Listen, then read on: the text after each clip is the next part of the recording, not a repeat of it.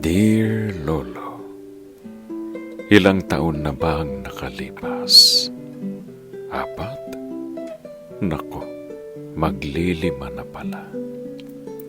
5 taon na akong umuuwi ng bahay na walang lolo na nag-aabang sa akin sa gate. Halos 5 taon na rin akong hindi kumakain ng hopya na araw-araw nating minimerienda dati. 5 taon na kitang hindi nayayakap, Lo. Miss na kita. Pero wala mo, Lo, unti-unti ko nang natutupad ang mga pangarap ko. Nakakarating na ako sa iba't ibang lugar dito sa Pilipinas. Nakapasyal na rin ako sa ibang mga bansa.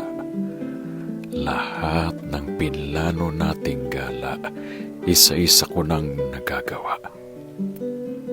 Masaya ako, Lo, pero mas masaya sana kung kasama kita. Huwag kang mag-alala sa akin dito. May gabi mang umiiyak pa rin ako dahil sa pagkami sa'yo, magtiwala kang kakayanin ko. Ikaw ba naman ang lolo ko? Sobrang mahal kita, Lo. Lahat ng pangaral mo, dala-dala ko sa pagtupad ng mga pangarap ko. Love, Apo.